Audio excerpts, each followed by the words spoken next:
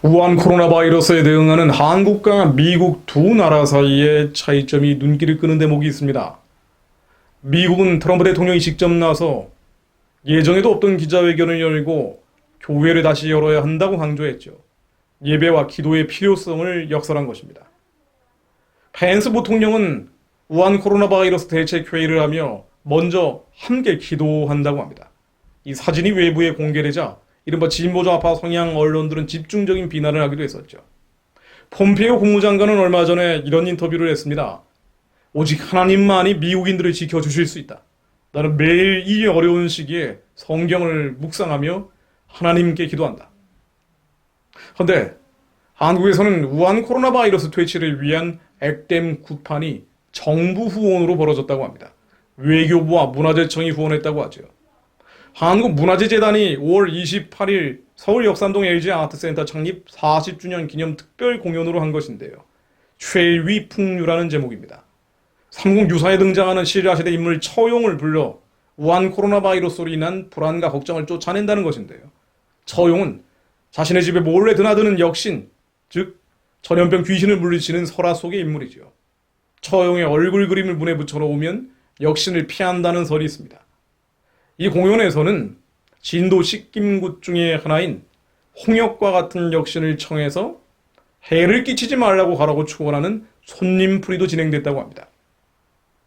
어떤 면에서는 지금 한국이 조선시대로 가고 있는 게 아닌가라는 생각도 듭니다.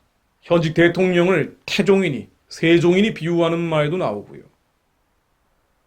실제로 제사와 굿이 많아지는 것도 그렇습니다.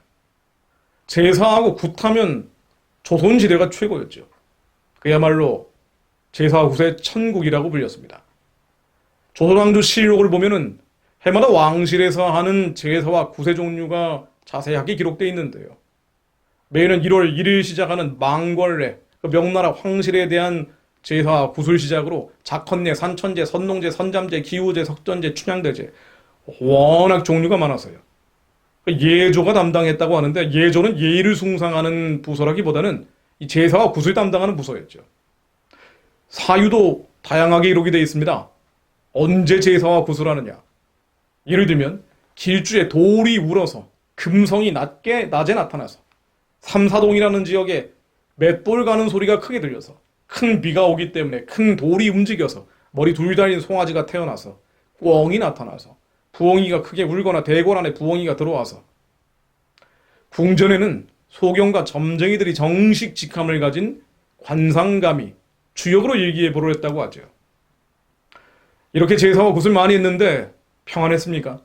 그렇지 않았죠. 정치적인 혼란은 끝이 없었고 500년 역사 가운데 사화, 당쟁이 끝이 없었습니다. 1000번이 넘는 영모와 고변이 있었습니다. 반대파를 고발하고 그것으로 인해 정치적 격변이 벌어지면서 사형을 시키고 또 유배를 보내는 그 영모와 고변 말입니다. 사람들의 존엄과 가치가 지켜지지 않았죠. 조선 중기의 기록을 보면 전체 인구의 70%가 상놈이라고 합니다. 상놈, 사고 팔리는 노예죠. 당시 가격을 보면은요, 오승포 150필, 그러니까 오승포라는 건 포입니다. 그러니까 옷감인데 이 오승포 150필은 말의 가격의 3분의 1 정도였다고 합니다. 말이 400에서 500필에 팔렸다고 하니까요. 가난했죠. 전쟁이 끝이 없었습니다. 임진왜란, 병자호란. 이 가난이라는 것은 심지어 사람이 사람을 잡아먹는 지경까지 갔었습니다. 조선왕조실록을 보면은요, 평균적으로 왕이 재위했던 기간이 15년 정도 된다고 하는데 평균 그 기간 동안 2만 명 정도가 굶어 죽었다고 합니다. 조선 인구가 500에서 600만인데 2만 명이 굶어 죽었으니 어마어마하게 많이 죽은 거죠. 왕조실록 인용해 볼까요? 현종실록 12년 1월 11일 전라감사 오시수가 기록한 내용인데요. 감난아이를 도랑에 버리고 강물에 던지는 일이 없는 곳이 없더라. 시로라기 같은 목숨은 있지만 이미 귀신의 형상이었다. 귀신 같은 형상이었다라는 표현들이 많이 나옵니다. 현종실록 12년 3월 21일 충청감사 이홍윤이 올린 기록입니다. 여자 노비 술예라는 이는 5살 된 딸과 3살 된 아들을 죽여서 먹었다. 마치 미친 귀신 같은 꼴이었다. 귀신 같았다. 북한에서 90년대 대량 아사가 발생하며 무려 300만 명이 굶어 죽었다라고 증언들이 나왔죠. 그러면서 사람이 사람을 잡아먹었다는 이야기도 전해집니다. 사실은 조선왕조에서 많이 벌어졌던 일이죠. 이시왕조가 김씨왕조로 변하면서 여기에 공산주의, 사회주의가 들어가면서 더 극단적인 형태로 가버린 것이죠. 갈수록 더 심해졌습니다. 조선왕조가 말기로 갈수록 더 심해졌죠.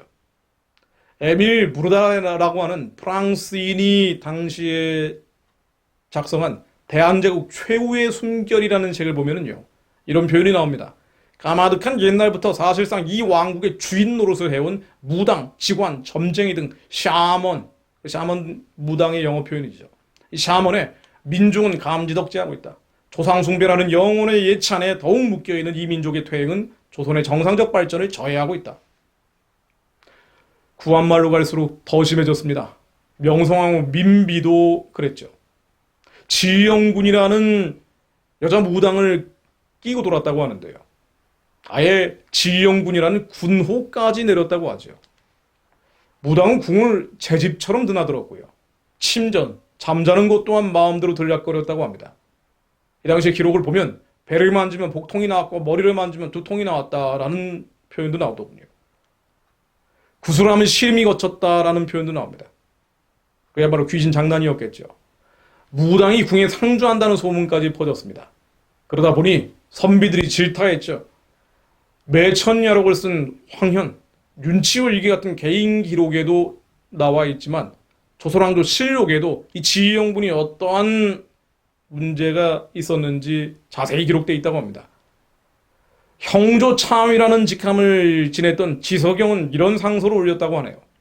치영의 힘을 빙자해서 임금을 현혹시켰다. 기도한다는 구실로 재물을 축냈다. 요직을 차지하고 농간을 부렸다. 요사스런 계집 치영군의 세상 사람들의 살점이 씹혀 먹히고 있다.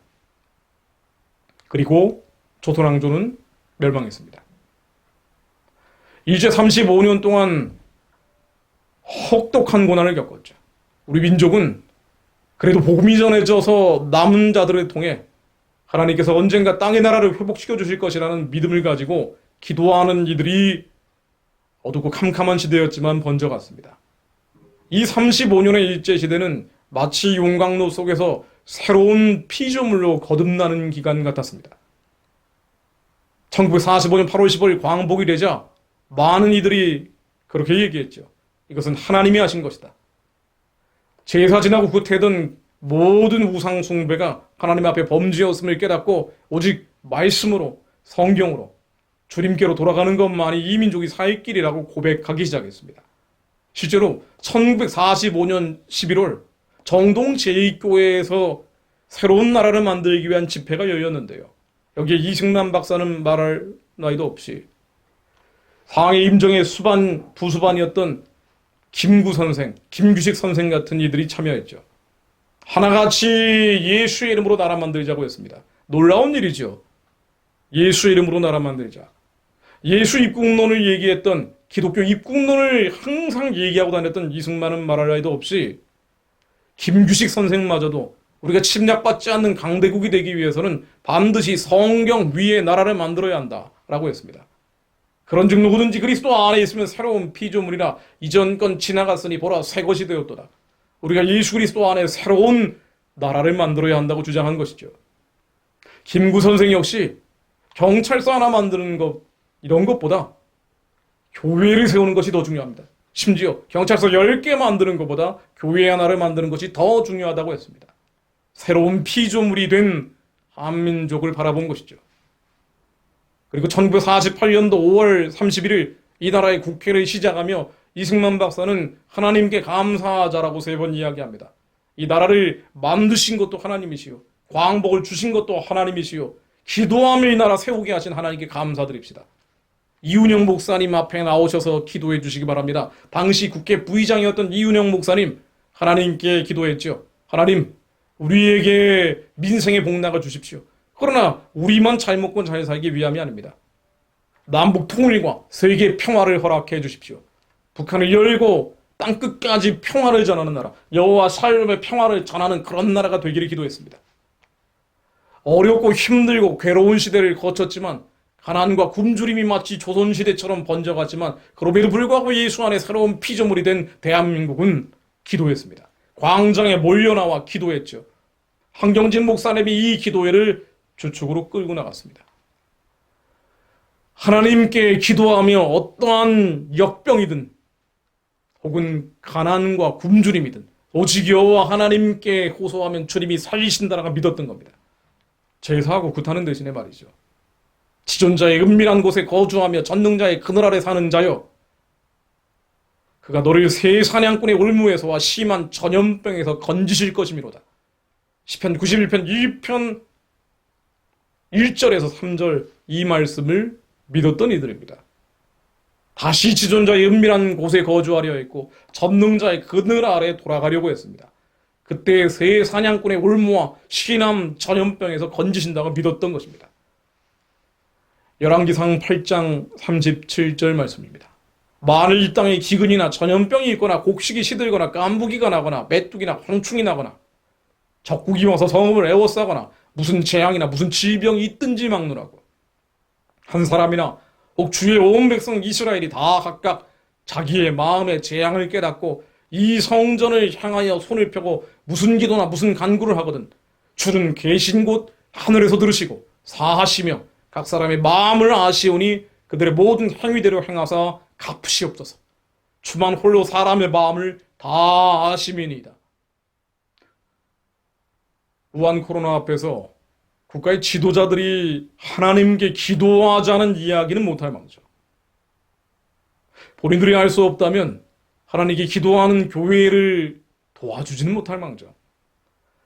오히려 온갖 음란한 클럽들의 문을 열면서 교회는 문을 닫게 하고 정부의 후원으로 구판까지 벌어지는 것을 보며 한국이 캄캄하고 어두운 때에 처해 있다는 것을 다시 한번 깨닫게 됩니다. 그러므로 남은 자들, 그리스도인들의 사명이 더욱더 중요합니다. 지존자의 은밀한 곳에 거주하며 전능자의 그늘 아래 사는 자, 그들은 새 사냥꾼의 올무에서와 심한 전염병에서 건지십니다.